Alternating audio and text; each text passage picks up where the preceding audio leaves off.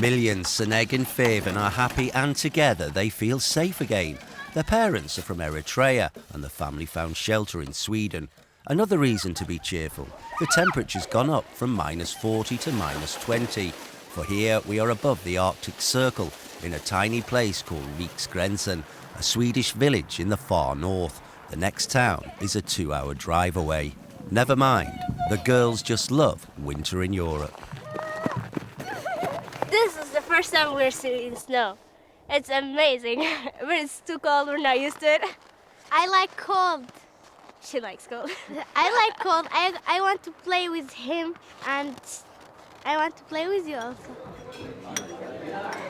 Feven means heaven. She was born in Saudi Arabia, where their parents settled down to escape the Eritrean-Ethiopian war.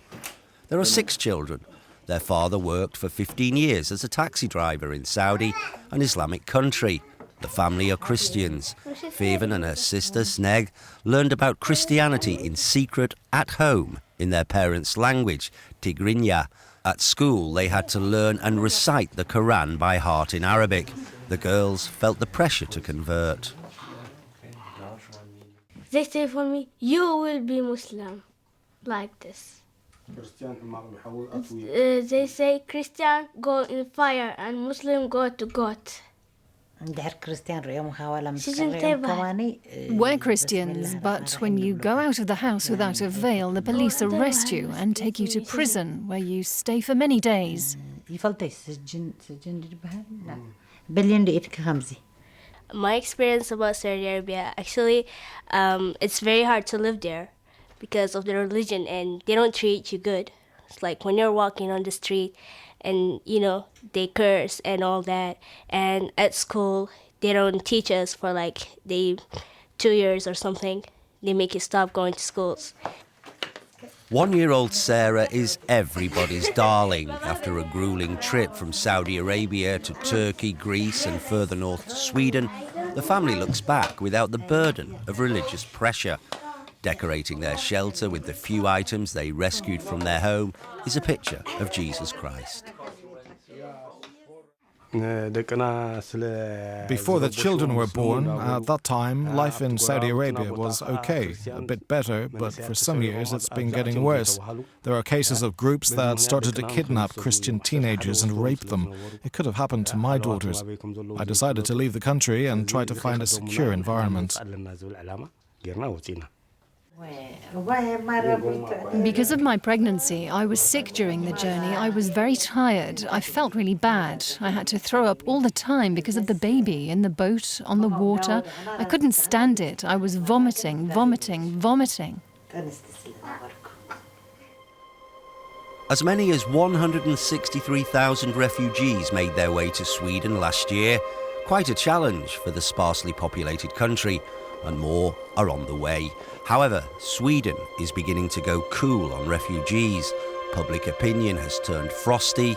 The welcome is no longer warm. Most asylum seekers coming to Sweden are from Syria, Iraq, Afghanistan, and to a lesser extent, from Eritrea. Having found no other solution, refugees have been accommodated in Riksgränsen, the country's most northern ski resort. While the asylum seekers are queuing for letters from the Migration Office, the Swedish government has tightened border controls with neighbouring countries and is preparing to implement further measures to limit the number of new arrivals. That's a sharp U-turn in Sweden's asylum policy, following similar changes in Finland, Norway and Denmark.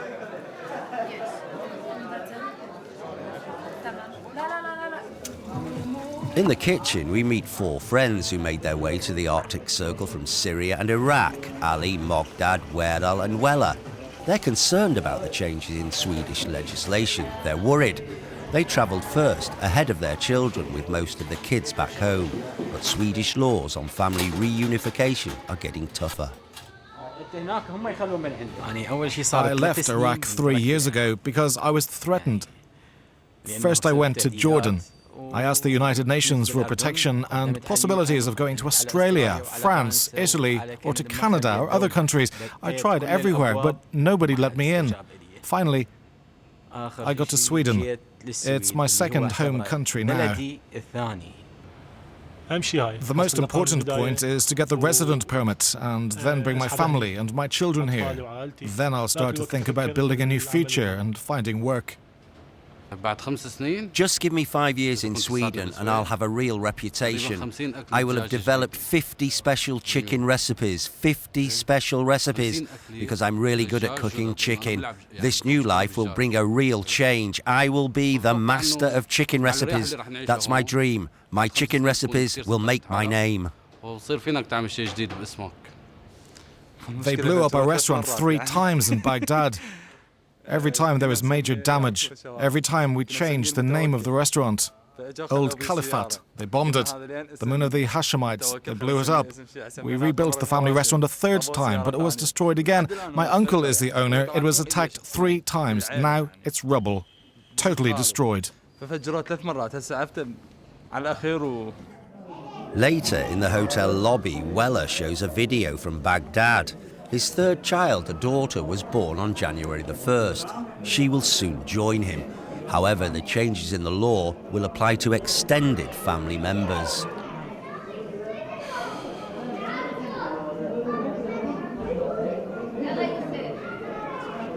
Bad news continues to arrive from home.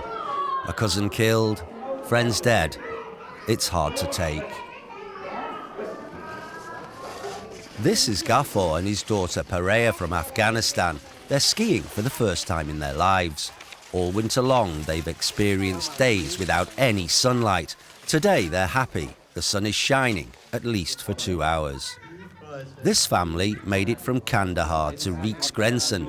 First, the family went to neighbouring Iran, but without a legal work permit, Ghafor ended up in prison.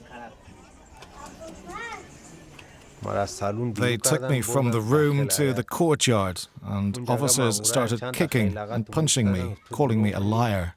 They took us to a camp that looked like a stable. There were about 60 or 70 people in a narrow corridor with just one light and a toilet.